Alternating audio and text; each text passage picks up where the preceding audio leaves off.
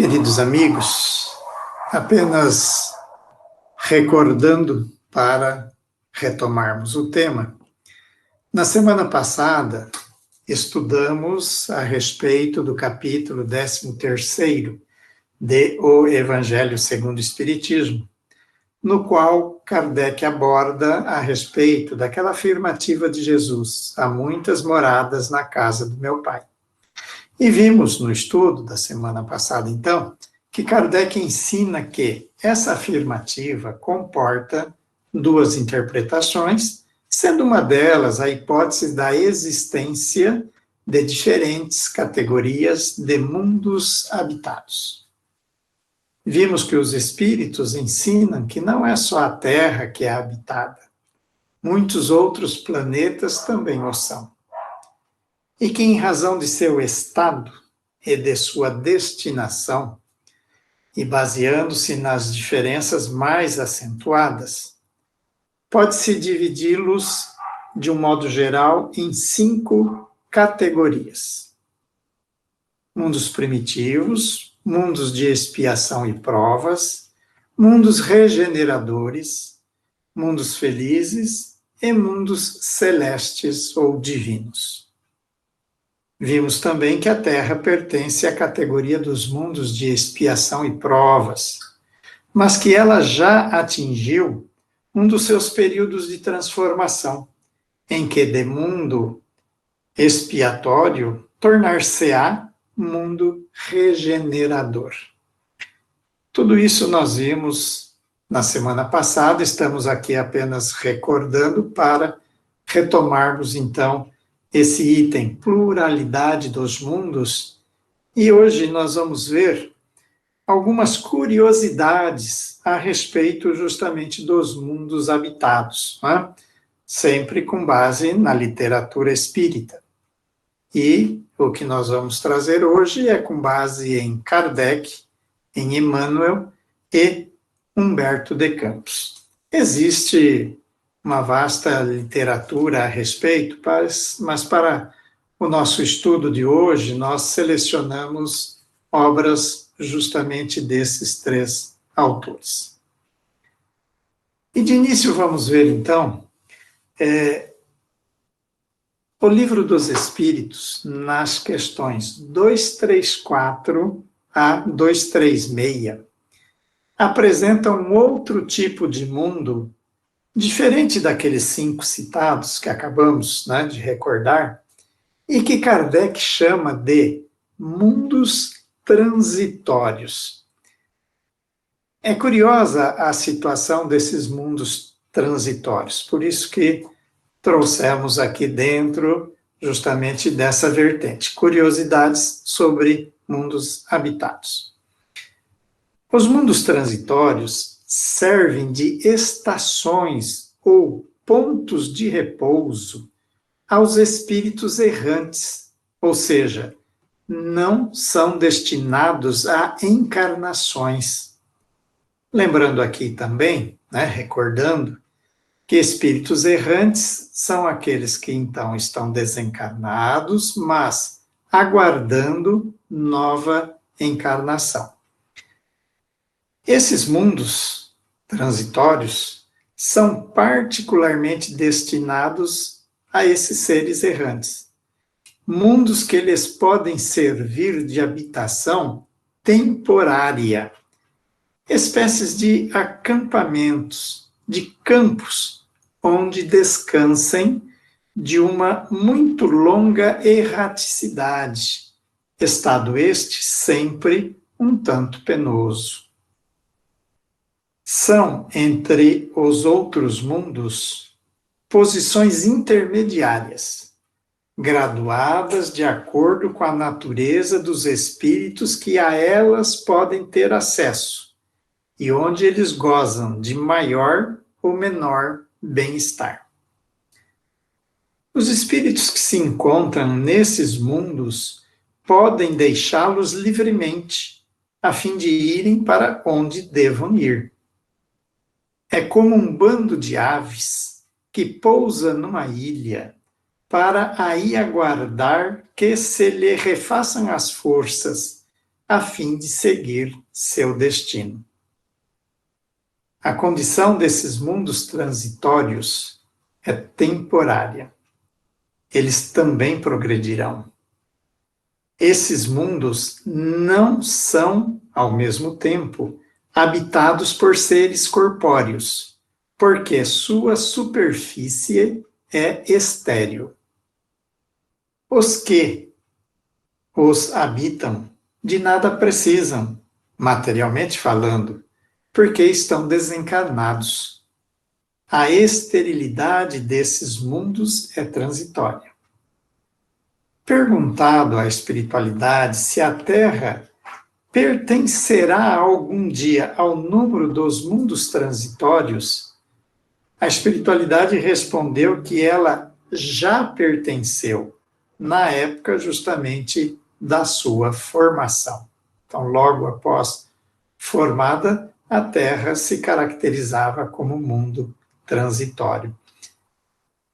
Como eu disse, hoje nós vamos ver algumas curiosidades a respeito de mundos habitados. E achei interessante essa situação, né, de um mundo onde espíritos, né, errantes ali aportam apenas para descanso de uma muito longa erraticidade.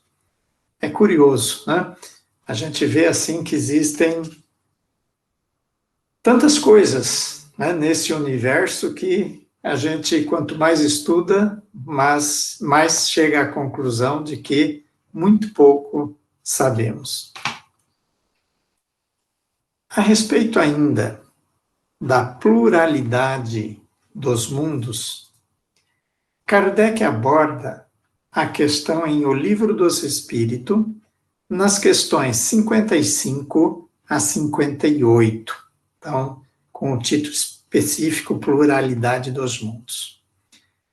Na questão 55, é perguntado: são habitados todos os globos que se movem no espaço? Resposta: sim, e o homem terreno está longe de ser, como supõe, o primeiro em inteligência, em bondade e em perfeição. Entretanto, há homens que se têm por espíritos muito fortes e que imaginam pertencer a este pequenino globo o privilégio de conter seres racionais. Orgulho e vaidade. Julgam que Deus criou o universo só para eles. Interessante atentarmos para esta resposta, né, que está lá em O Livro dos Espíritos, questão 55, e nos recordarmos do que vimos a semana passada, as declarações daquele físico, né, cientista, físico, o Marcelo Gleiser, né, quando ele diz justamente que ele acredita, sim, que existam mundos em que tenha vida inteligente, até por uma questão estatística, né? E lá ele dá, na entrevista, aqueles números fantásticos, né? Que nos leva justamente por uma dedução lógica, racional, de que há outros planetas habitados, que não é concebível que Deus tenha construído, feito o universo com essa imensidão e justamente só a Terra, que é tão pequenina frente a outros astros, que só aqui teria vida dessa maneira como aqui a conhecemos, né? Então isso, aquilo que a ciência hoje nos diz, está lá em O Livro dos Espíritos, né? Lembrando que a primeira edição é de 1857. Né? Na questão seguinte, a 56, é perguntado: é a mesma a constituição física dos diferentes globos? Ora, se há outros mundos habitados, né? E como fica a sua constituição física? Seria diferente ou são todos iguais aqui à Terra? Resposta: não, de modo algum se assemelham. Então, são justamente mundos com constituição física diferente. Essa questão também é interessante para nós avaliarmos a questão de por que a nossa ciência aqui da Terra ainda não consegue visualizar, vislumbrar, mesmo com todo os seus materiais, né, os seus utensílios, não consegue visualizar habitantes em outros mundos, né? Mas a questão já começa daqui. Eles não são todos com a mesma constituição física.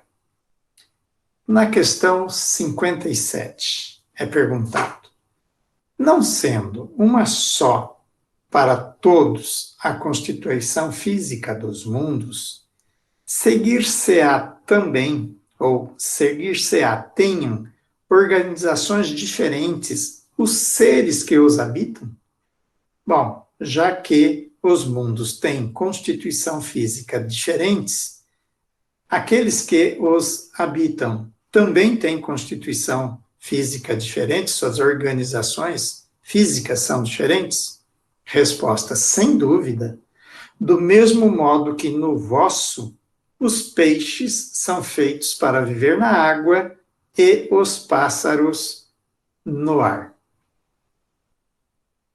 Hoje ainda eu conversava numa reunião com alguns companheiros de trabalho, justamente saiu essa questão, né? E eu comentando com eles que havia preparado esta apresentação para hoje, falando dos mundos habitados. Então, um colega que nunca tinha ouvido falar a respeito disso, ficou deslumbrado, né? E ele falou: poxa, mas como conceber uma ideia dessa, né, de ter habitantes em outros mundos? E daí eu usei na conversação, utilizei essa mesma colocação que a espiritualidade dá aqui na resposta. Daí eu perguntei para ele: se você nunca tivesse visto um peixe e alguém te dissesse que há habitantes embaixo da água ou dentro da água, você acreditaria? Ele parou, pensou um pouco, ele falou: realmente é muito convincente essa sua colocação, né? Porque, de fato, se nunca tivesse visto um peixe, eu não imaginaria que pudesse existir dessa forma. Na questão 58, os mundos mais afastados do Sol estarão privados da luz e calor por motivo de esse astro se lhes mostrar apenas com a aparência de uma estrela? Então, aqueles mundos muito afastados do Sol. Como que fica a questão da luz, do calor? Porque para nós aqui na Terra, nós sabemos da importância do Sol, justamente nos trazendo esses elementos, a luz e o calor, né? Que são tão necessários para todas as formas de vida aqui na Terra, né? E aqueles mundos muito afastados. Então, como que a vida lá poderia existir se eles não terão a luz e o calor do Sol? Olha a resposta. Pensais, então, que não há outras fontes de luz e calor além do Sol, e em nenhuma conta tendes a eletricidade, que, em certos mundos, desempenha um papel que desconheceis, e bem mais importante do que o que lhe cabe desempenhar na Terra? Demais, não dissemos que todos os seres são feitos de igual matéria, que vós outros, e com órgãos de conformação idêntica à dos vossos. Então, justamente, reafirmando aquela questão. Cada mundo tem a sua constituição física de uma determinada forma, de uma determinada natureza, e os seres que ali habitam também igualmente têm a sua constituição adequada para aquele planeta. Então, nós aqui na Terra precisamos do calor e da luz do Sol, mas há outros planetas, como a resposta aqui diz, que para eles, esses elementos são fornecidos pela eletricidade, coisa que para nós aqui, ela é ainda tão secundária nesse sentido, né? Do calor e da luz. E Kardec complementa a resposta a essa questão 58, dizendo: as condições de existência dos seres que habitam os diferentes mundos hão de ser adequadas ao meio em que lhes cumpre viver. Se jamais houvéramos visto peixes, não compreenderíamos pudesse haver seres que vivessem dentro d'água. Assim acontece com relação aos outros mundos, que, sem dúvida, contêm elementos que desconhecemos. Não vemos na Terra as longas noites polares iluminadas pela eletricidade das auroras boreais?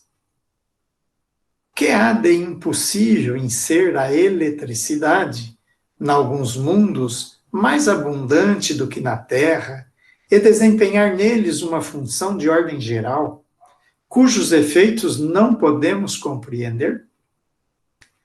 Bem pode suceder, portanto, que esses mundos tragam em si mesmos as fontes de calor e de luz necessárias a seus habitantes. A respeito da encarnação nos diferentes mundos, Kardec também nos apresenta o assunto nas questões 172 e seguintes do Livro dos Espíritos. Então veja, até aqui estávamos vendo a respeito dos mundos, né, habitados. Agora vamos ver a questão da encarnação dos espíritos nesses diferentes mundos habitados. Então, a partir da questão 172 do Livro dos Espíritos. Na 172, Kardec pergunta: as nossas diversas existências corporais se verificam todas na Terra? Ou seja, neste planeta? Resposta: não. Vivemo-las em diferentes mundos. As que aqui passamos não são as primeiras nem as últimas. São, porém, das mais materiais e das mais distantes da perfeição. Que coisa, né? Isso também nós sabemos, né? Porque a Terra, sendo um planeta, um mundo de expiações e provas, na escala evolutiva que Kardec dá, de 1 a 5, ela está em número 2, ou seja, aquilo que costumamos afirmar, né? Lembrar, ela ainda não chegou no meio do caminho evolutivo, né? Mas sabemos também que neste milênio ela estará passando para o mundo de regeneração, subindo então um degrau nessa escalada evolutiva. Questão 173. A cada nova existência corporal, a alma passa de um mundo para outro ou pode ter muitas no mesmo globo? Ou seja, cada encarnação nós vamos passar num determinado globo ou podemos retornar várias vezes no mesmo planeta? Resposta: pode viver muitas vezes no mesmo globo, se não se adiantou bastante para passar a um mundo superior. Então, a questão de estarmos retidos aqui na Terra ainda, né? E sabemos que, pelas informações dos espíritos, que estamos por aqui há várias reencarnações, isso tem a ver com a nossa questão evolutiva. Subpergunta: podemos então reaparecer muitas vezes na Terra? Resposta: certamente. Podemos voltar a este depois de termos vivido em outros planetas? Ou seja, vivemos aqui, vamos para outro planeta, será que poderemos retornar para cá? Resposta: sem dúvida. É possível que já tenhais vivido algures, ou seja, em algum outro lugar, e na Terra também. Questão 174. Tornar a viver na Terra constitui uma necessidade? Resposta: não. Mas, se não progredistes, podereis ir para outro mundo que não valha mais do que a Terra, e que talvez até seja pior do que ela. Aqui vale lembrar, como exemplo dessa situação, aquela questão dos exilados de Capela, né? Que vieram aqui para a Terra, que estava numa condição inferior justamente à Capela. Questão 176. Depois de haverem encarnado noutros mundos, podem os espíritos encarnar neste, sem que jamais aí tenham estado?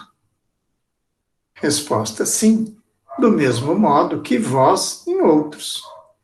Todos os mundos são solidários. O que não se faz num, faz-se noutro.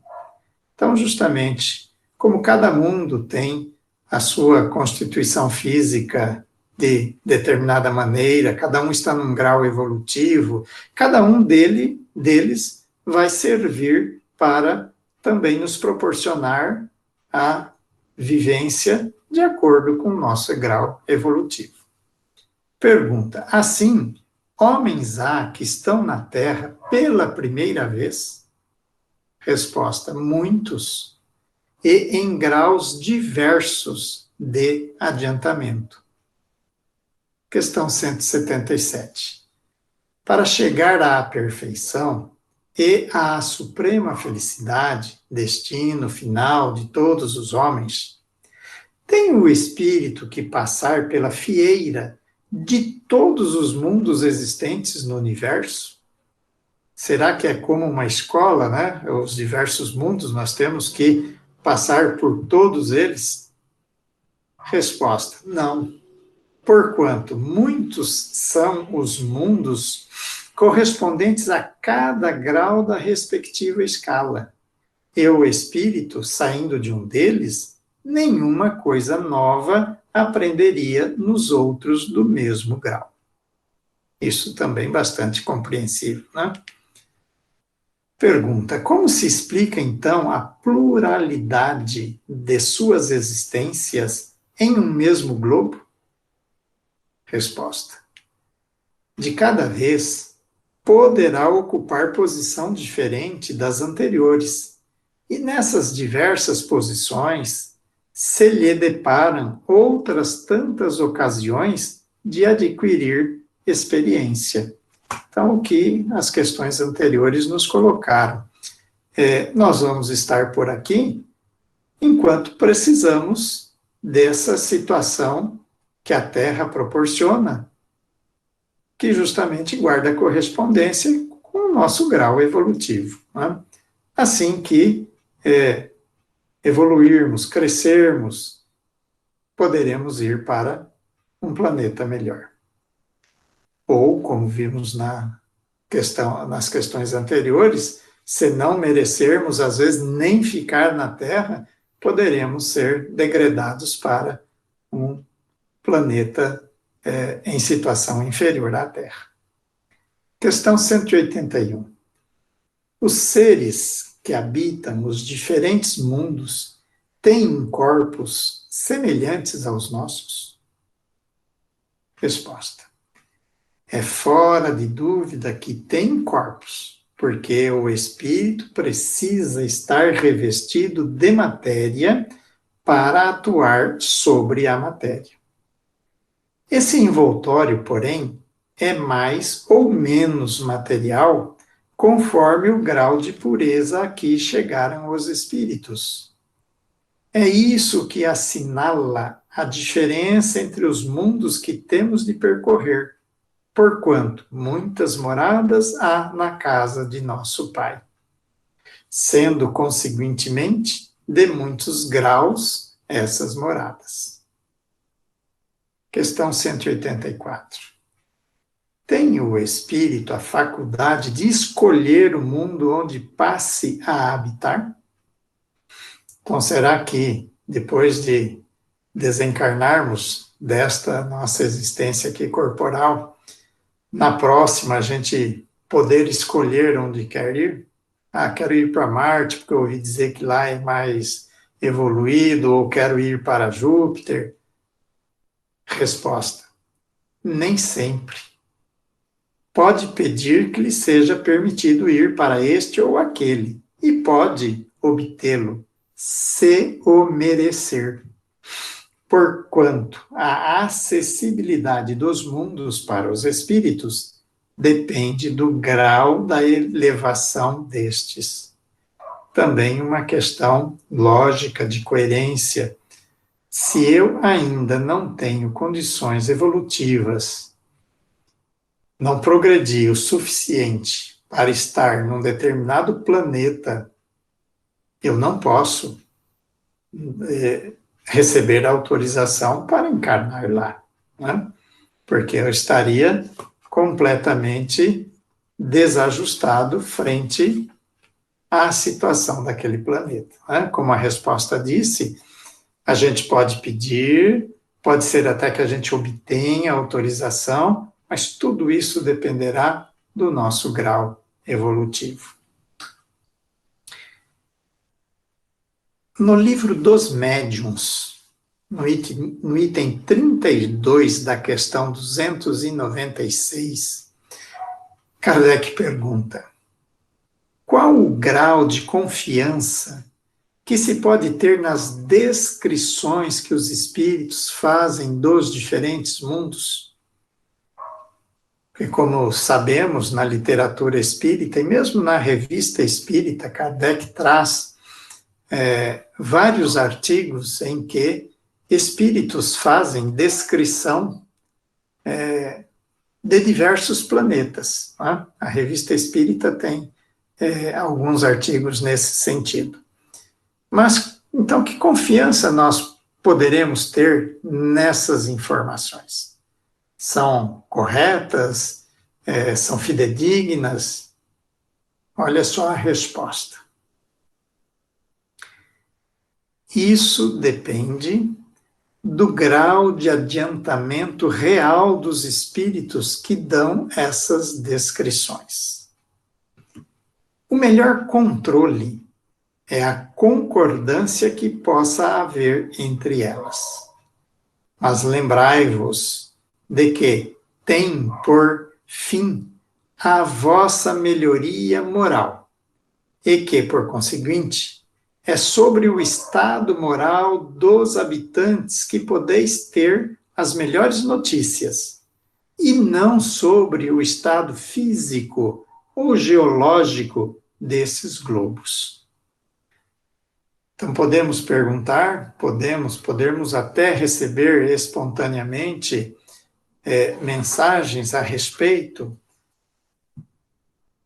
da situação dos diversos mundos habitados? Podemos, sim. Como eu disse, a literatura espírita tem bastante material a respeito, né? Só que precisamos justamente tomar esse cuidado que essa questão aqui nos chama a atenção, né? Primeiro, a questão da concordância entre as diversas informações, né? Que é aquela questão da universalidade das informações que Kardec nos chama justamente a atenção. Né? Quando eu tenho uma mesma informação surgida em diversas partes do mundo, por médiuns diferentes, que não se conhecem, não se falaram, então aí a gente vê que realmente é uma informação que pode ser tida como realmente correta. E a outra questão aqui, que a resposta aborda é de que o que devemos buscar, e é isso que a espiritualidade pode nos dar, é informações a respeito da questão moral dos habitantes, da situação moral dos habitantes de cada planeta. Né? Porque justamente é isso que poderá nos orientar, nos favorecer em termos de conhecimento, de aprendizado. Porque quanto à questão física, né, ou geológica dos globos, é o que a espiritualidade diz. Esse é um problema da ciência dos homens, daqui da Terra. Então, essa parte nós é que temos que procurar estudar e conhecer, descobrir. Agora, quanto à moralidade dos habitantes deste ou daquele mundo, isso sim, a espiritualidade pode nos dar informação. No livro Novas Mensagens, pela psicografia de Chico Xavier, o espírito Humberto de Campos, na lição intitulada Marte, narra a viagem espiritual que fez a esse planeta, acompanhado de mentor espiritual. Então ele descreve que, de certa feita, ele foi autorizado a fazer uma visita a Marte, isso já Humberto desencarnado, né, Humberto espírito, e que um mentor lhe acompanhou.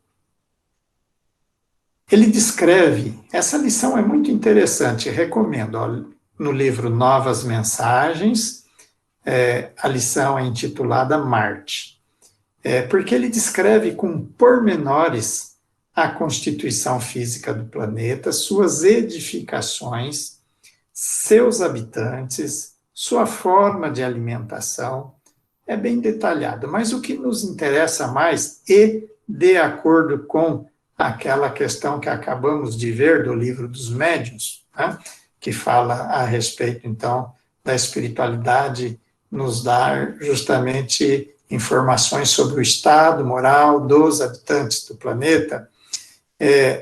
Num certo trecho, então, dessa lição, Humberto nos diz assim, todos os grandes centros deste planeta, ou seja, de Marte, esclareceu o nosso amigo e mentor espiritual, sentem-se incomodados pelas influências nocivas da Terra, o único orbe de aura infeliz nas suas vizinhanças mais próximas. Vou até repetir esse trecho para a gente aquilatar da nossa responsabilidade, que não é só individual, não é só aqui na Terra, olha até onde vai. A nossa inferioridade, a nossa infelicidade perturba, incomoda as instituições do planeta Marte. Né? Então, aquele amigo espiritual, né, que estava conduzindo Humberto, ele esclarece que sentem-se, os grandes centros do planeta Marte sentem-se incomodados pelas influências nocivas da Terra. E a Terra é o único planeta de aura infeliz nas vizinhanças mais próximas de Marte. Olha só, achei interessante essa colocação, como eu disse, para a gente aquilatar da nossa responsabilidade com o nosso progresso, com aquilo que fazemos, porque isso repercute e às vezes, como aqui a lição está nos dizendo, a uma distância que nem imaginávamos. Né? E mais adiante, menciona a presença de um mensageiro celeste. Humberto de Campos faz a descrição de que houve a presença de um mensageiro celeste, além daquele mentor que eu estava acompanhando, achegou-se um mensageiro celeste, e ele diz, uma figura quase angélica, que relatou. Então, esse mensageiro celeste fez as seguintes colocações: irmãos, ainda é inútil toda tentativa de comunicação com a terra rebelde e incompreensível. Debalde, os astrônomos terrenos vos procuram ansiosos nos abismos do infinito.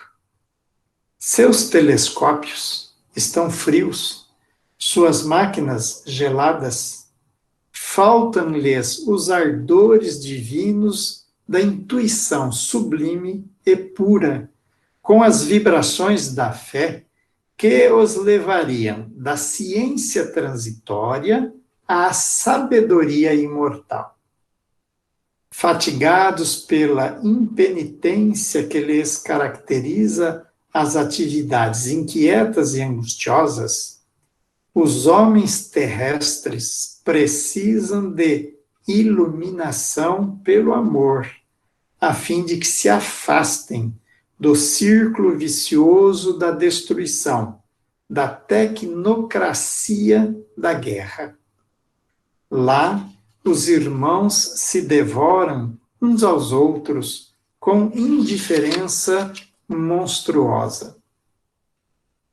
Os povos não se afirmam pelo trabalho ou pela cultura, mas pelas mais poderosas máquinas de morticínio e de arrasamento.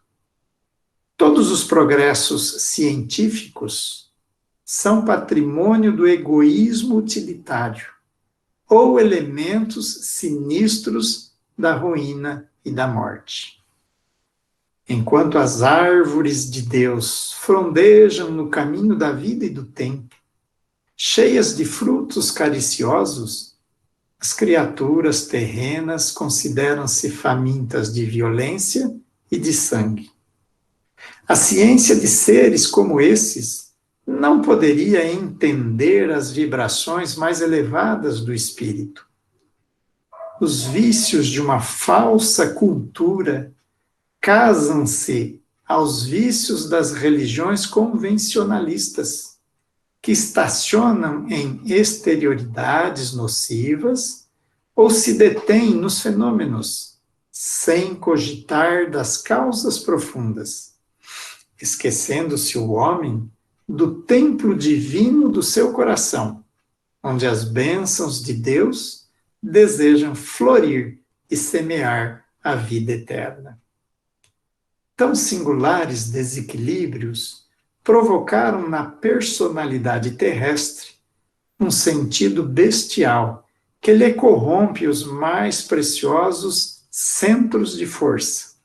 E somente agora cogitam as instituições divinas da transição necessária, a fim de que a vida na Terra se efetive com o sentido da verdadeira humildade, ali conhecido tão somente na exposição teórica de alguns espíritos insulados.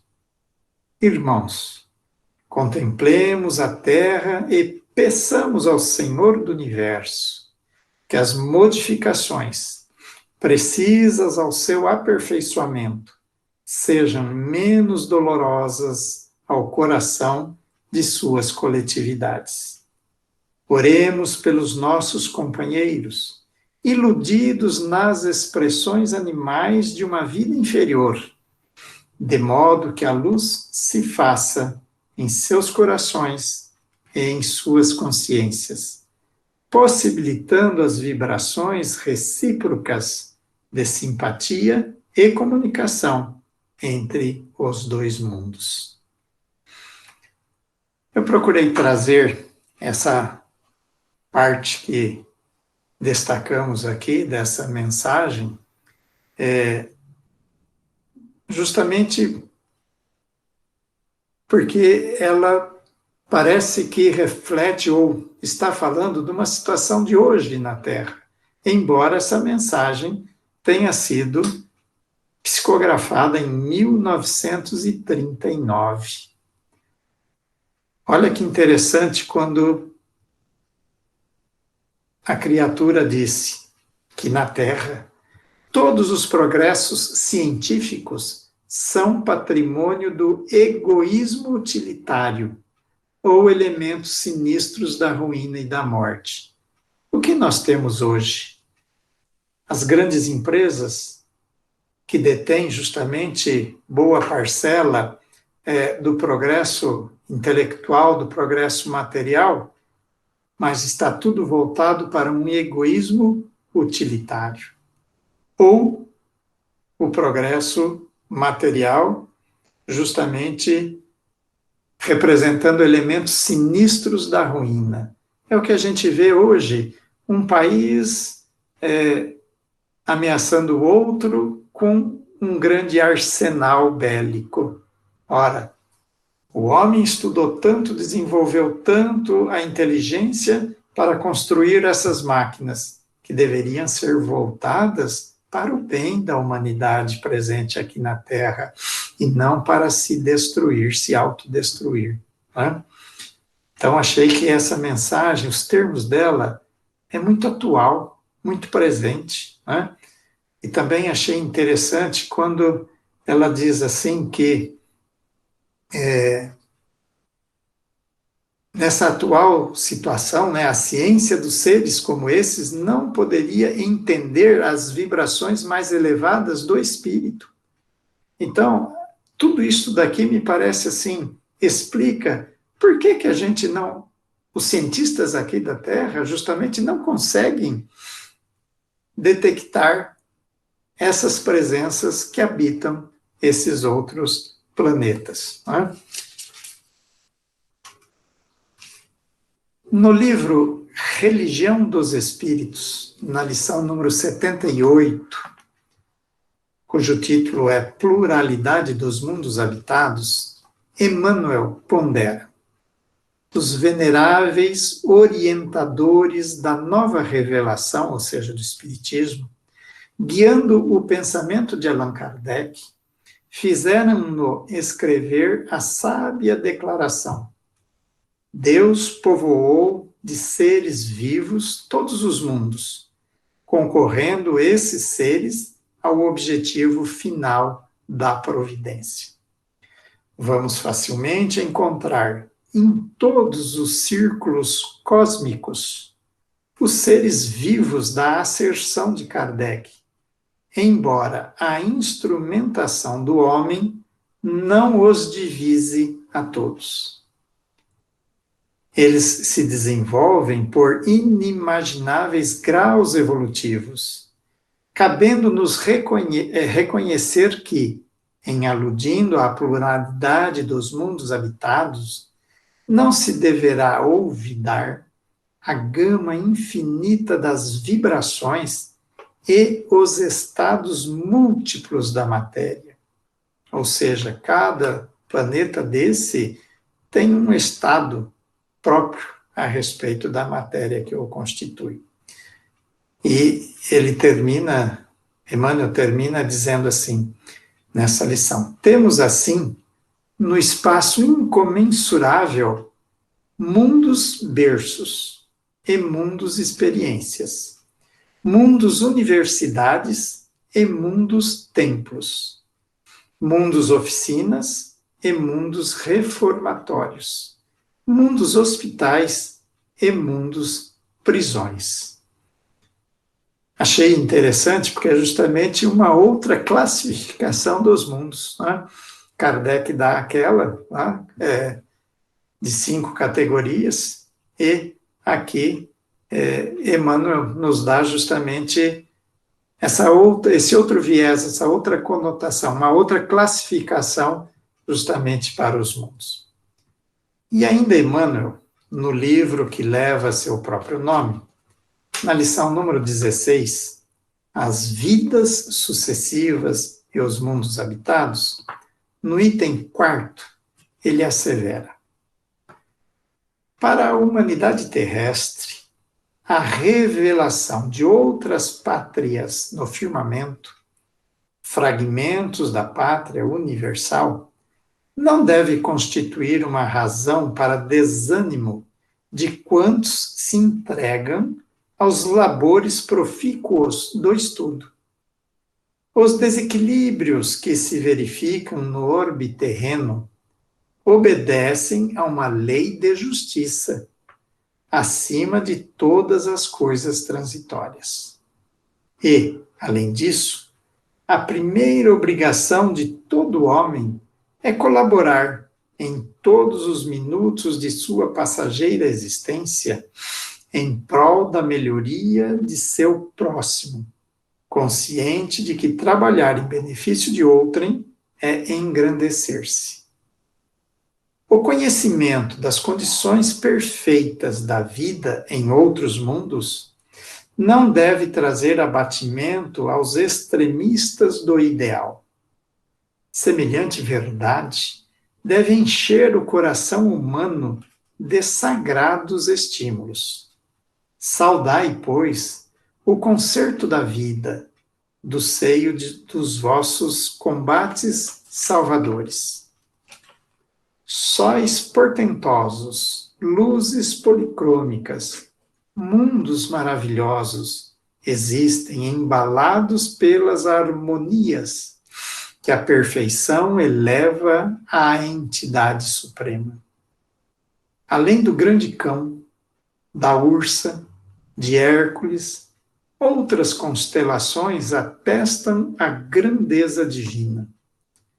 Os firmamentos sucedem-se ininterruptamente nas amplidões etéreas, mas a humanidade, para Deus, é uma só, e o laço do seu amor reúne todos os seres.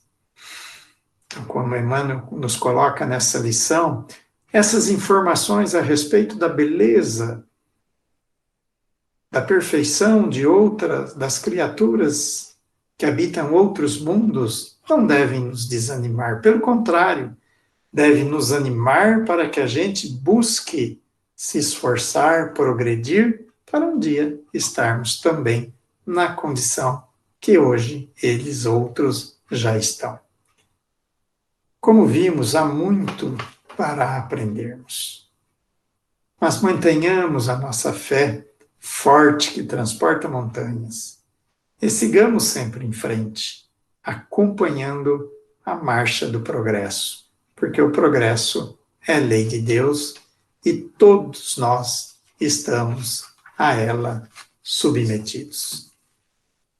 Tenhamos fé, tenhamos confiança e esperança, na certeza de que Deus é Pai bom, justo, misericordioso. Se hoje estamos aqui, neste planeta, nessa condição ainda de muitas imperfeições, o nosso futuro é auspicioso, porque desde que nos esforcemos, também chegaremos aonde hoje já habitam os nossos irmãos, já que atingiram a perfeição.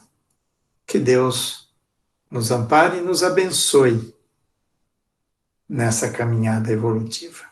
Uma boa noite a todos, um grande abraço.